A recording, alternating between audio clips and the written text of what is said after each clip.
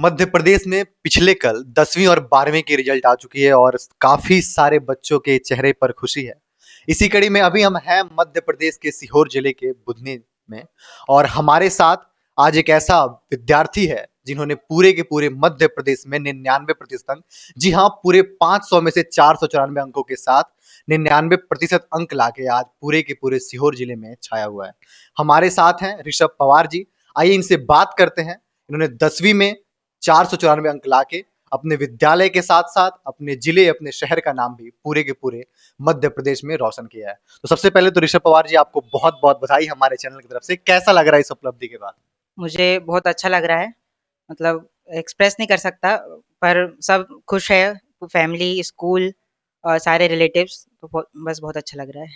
अच्छा, ये बताइए कि जब आप परीक्षा दे रहे थे तो क्या आपके मन में क्या चल रहा था उस समय? कोई ऐसी दुविधा कि जब तैयारी कर रहे थे आप उस समय कुछ आग्रह आए? बस तैयारी के टाइम तो बस यही था कि अपना बेस्ट देना है, पेपर में अच्छे तरीके से प्रिपरेशन करनी है और सही से एग्ज़ाम देना है, फिर बाकी रिज़ल्ट तो जो भी आएगा।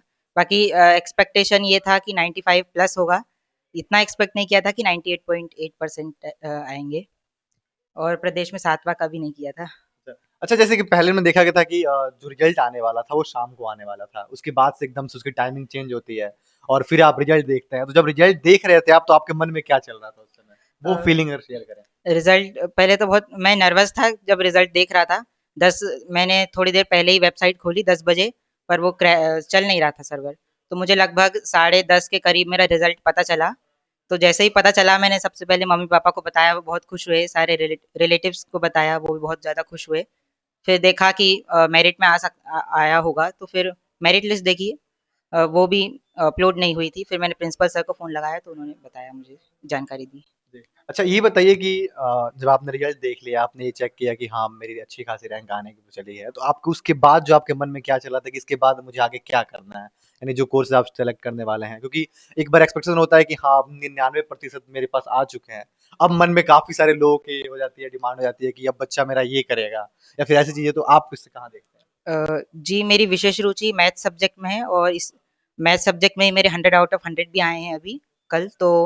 और मुझे इंजीनियरिंग करनी है, मतलब इंजीनियर बनना है, सॉफ्टवेयर इंजीनियर। तो उसकी वजह से मैं मैथ्स लूंगा, और जेईई की प्रिपरेशन करना चाहता हूँ, आईआईटी से पढ़ना चाहता हूँ मैं इंजीनियरिंग।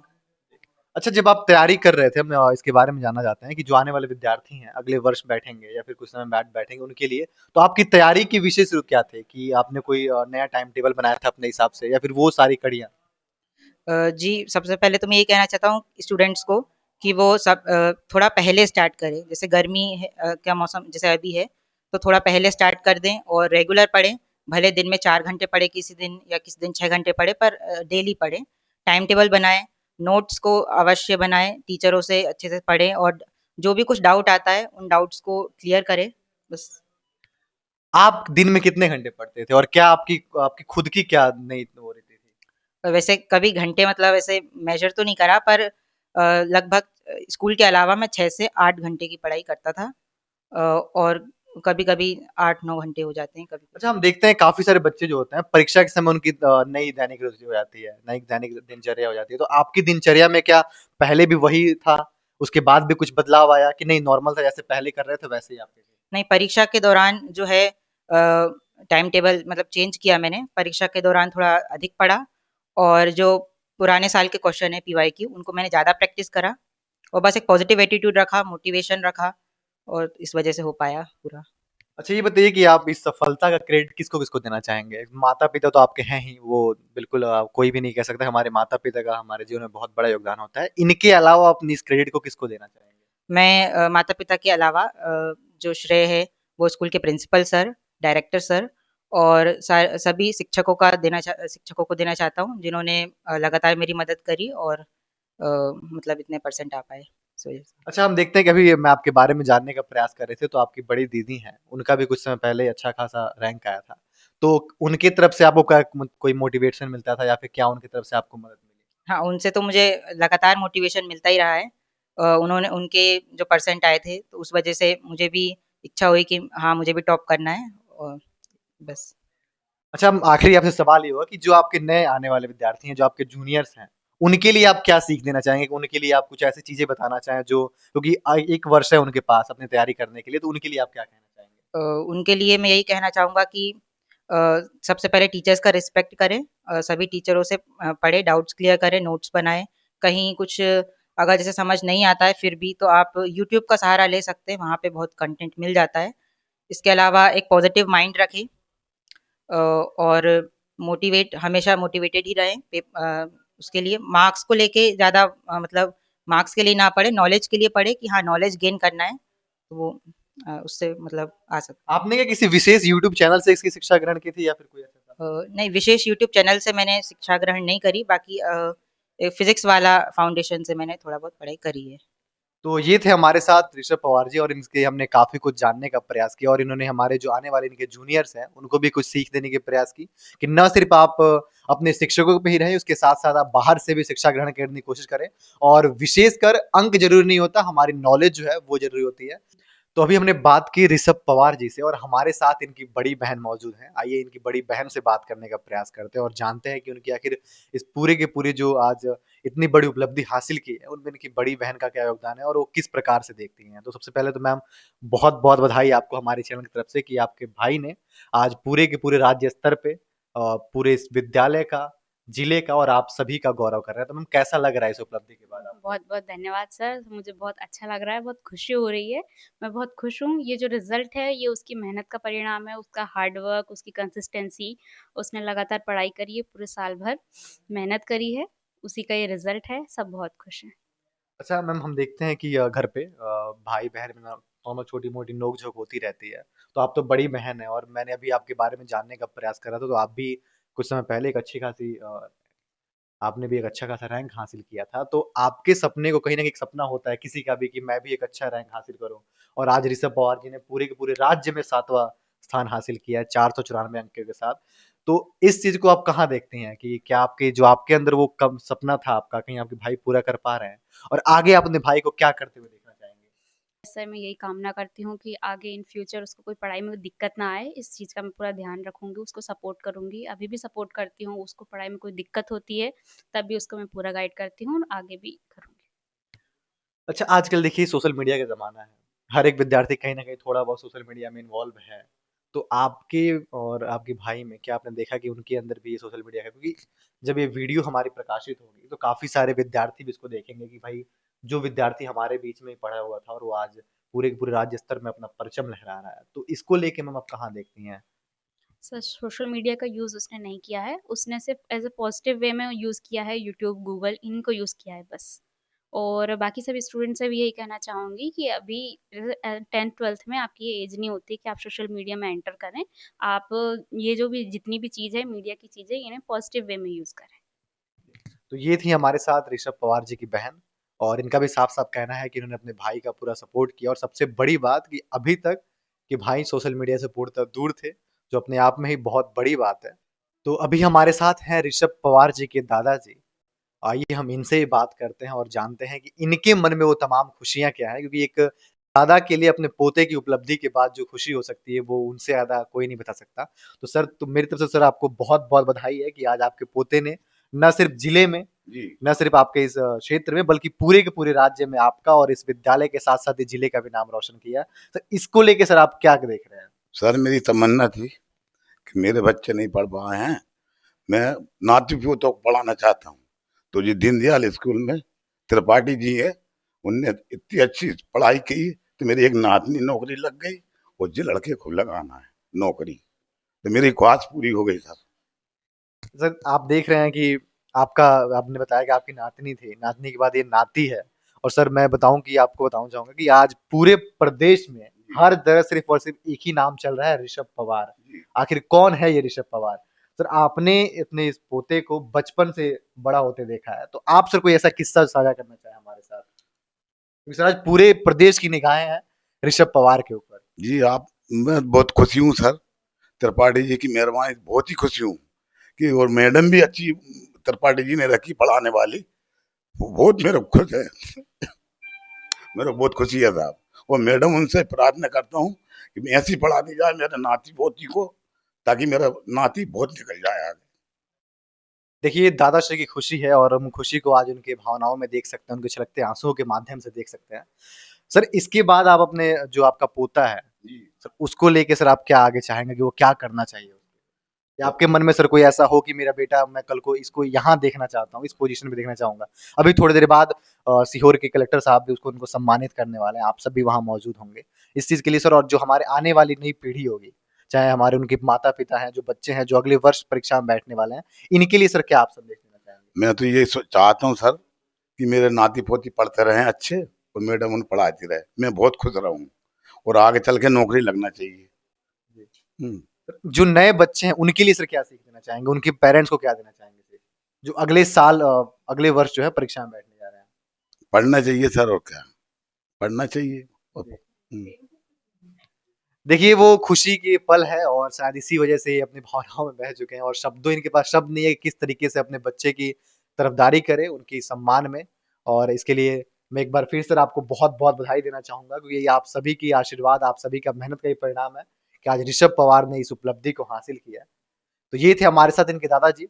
जिनसे हमने बात की इनके नाती के बारे में और काफ़ी कुछ जानने को मिला और इनका बार-बार देखिए इनका बार-बार यही कहना है कि मैं इस पूरे विद्यालय को बहुत-बहुत धन्यवाद देना चाहूँगा, साधुवाद देना चाहूँगा, जिन्होंने न सिर्फ़ मेरे नाती का बल्कि मेरी नतनी को भी आज पढ़ा के और एक अच्छे खासे मुकाम पे पहुँचा रहे हैं।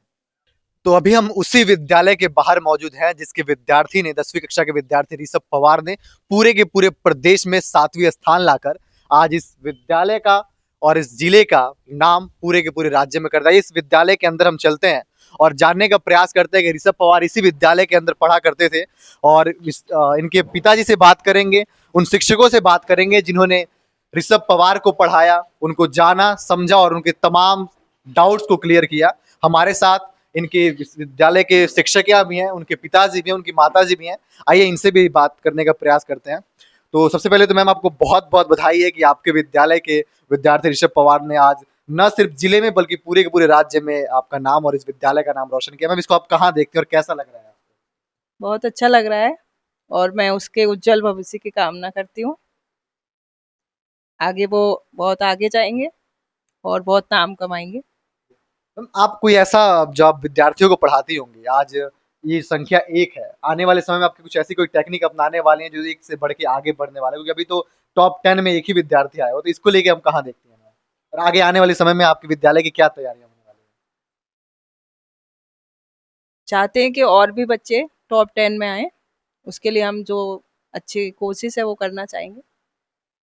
हमारे साथ ऋषभ पवार के पिताजी मौजूद है। सर सबसे पहले तो आपको बहुत-बहुत बधाई है कि आज आपके बच्चे ने आज आपका नाम, इस विद्यालय का नाम न सिर्फ जिले में बल्कि पूरे राज्य में रोशन किया है। सर कहाँ कैसा लग रहा है सर? बहुत अच्छा, बहुत खुशी हो रही महसूस हो रहा हमको, हमारे बच्चे ने पढ़ाई लिखाई की। सर जब रिजल्ट आने वाला था तो आपका बच्चा किस तरह की उनकी मनोभाव की स्थिति क्या थी और आप सर क्या सोच रहे थे उस समय? सर मैं ये सोच रहा था कि दीनदयाल स्कूल का नाम रोशन करूँ, यहाँ के मैडम सर को बधाई दूँ, अच्छी पढ़ाई की, यहाँ का स्कूल अच्छा है। तो सर आगे आप अपने बच्चे के लिए सर क्या करने वाले हैं? उनके जो आगे जो करियर चुनने वाले हैं उसमें सर क्या आपका योगदान है? सर उसकी पढ़ाई और करवाऊंगा सर आगे। मतलब जो वो पढ़ना चाहते हैं उसमें फ्री रहेंगे कि आप अपने हिसाब से कुछ चाहते हैं कि मेरा बच्चा ये बनना चाहिए? जी सर, मेरा बच्चा सर अच्छी ऊंची पद पे जाए, बस मेरे को यही चाहता हूँ। जी, देखिए ये हमारे साथ पिताजी थे और देखिए हमारे साथ इनकी माता श्री भी हैं और माँ का रोल एक बच्चे के जीवन में बहुत बड़ा होता है क्योंकि जब बच्चा सुबह उठता है उनकी पढ़ाई के लिए हर एक जो ध्यान है वो माँ रखती है। तो मैम तो आपको भी बहुत-बहुत बधाई और मैं सर से ज़्यादा आपको बधाई देना चाहूँगा इस रिजल्ट की। मैम कैसा लग रहा है आपको? बहुत खुशी हो रही है सर, बहुत बेसब्री से इंतज़ार था इस रिज़ल्ट का, मुझे भी, मेरे बच्चों को भी। बस यही कि पल-पल, एक-एक दिन ऐसा निकल रहा था कि कब ये घोषणा होगी, कब ये रिज़ल्ट आएगा, बस वही इंतज़ार कर रहे थे। अच्छा मैम रिजल्ट से पहले जब आप अपने आस-पास के गाँव लोगों से मिलती होंगी और रिजल्ट के बाद का अब तो कहीं न कहीं पूरा प्रदेश जान रहा है आपके बच्चे के बारे में, तो अब क्या वो स्थिति बन रही है उसके बारे में कुछ बताएँगे? अब सर पहले बहुत बेसब्री सभी परिवार को मतलब इंतज़ार था, अब काफ़ी खुशी का माहौल है पूरे परिवार में, पूरे रिश्तेदारों में, पूरे गाँव में भी सब बधाई देने आ रहे हैं घर पे, बोले बहुत अच्छा किया, बच्चे ने बहुत अच्छा किया। आप अभी थोड़ी देर बाद कलेक्टर साहब से मिलने वाली हैं। कलेक्टर साहब भी ऋषभ जी को बधाई देंगे और उन्हें अपना आशीर्वाद प्रदान करेंगे, उन्हें सम्मानित करेंगे। मैम इसको लेके आप क्या देखती हैं? और जो आने वाले बच्चे हैं, कुछ समय बाद अगले साल जो बैठने वाले बच्चे, उनके लिए मैम क्या उनकी माताओं के लिए क्या तैयारियाँ देखनी चाहिए कि उनकी माँओं को, उनकी माताश्री को अपने बच्चे के लिए क्या करना चाहिए? के लिए? सब बच्चों कुछ का ऐसी सीख देना चाहें आप? नहीं, बच्चों का पूरा सपोर्ट करना चाहिए, जैसे वो चाहते हैं कि नहीं माँ हमको ऐसा इस पढ़ाई पे ज़्यादा फोकस है तो उस पे उनका ध्यान में साथ देना चाहिए। बस। तो ये थे हमारे साथ इनकी माताश्री, इनके पिताश्री और मैम भी मौजूद थी। देखा इन्होंने साफ-साफ कहा कि बच्चे का पूरा समर्थन करेंगे हम और बच्चा जो भी करना चाहता है उसका पूरी तरीके से ध्यान देंगे और ये विद्यालय आने वाले समय में नवाचार करेगा और उन कमियों को पूरा करने का प्रयास करेगा जो शायद बच्चों के लिए और फायदेमंद हो और जो संख्या आज 1 है वो कहीं न कहीं इससे आगे बढ़े। तो देखिए अभी हम दीनदयाल विद्यालय के अंदर मौजूद हैं और हमारे साथ ऋषभ पवार के हिंदी के शिक्षक हैं। आइए सर से जानने का प्रयास करते हैं और ऋषभ ने हिंदी में पूरे 100 में से 98 अंक लिए हैं और इसके लिए सर मैं आपको बहुत-बहुत बधाई देना चाहूँगा कि आज आपका पढ़ाया हुआ विद्यार्थी न सिर्फ इस जिले में बल्कि पूरे के पूरे राज्य में आज इस विद्यालय का गौरव बढ़ा रहा है। सर इसको लेके सर आपके मन में क्या चल रहा है? आपका बहुत-बहुत धन्यवाद। ऋषभ एक ब्रिलियंट स्टूडेंट है।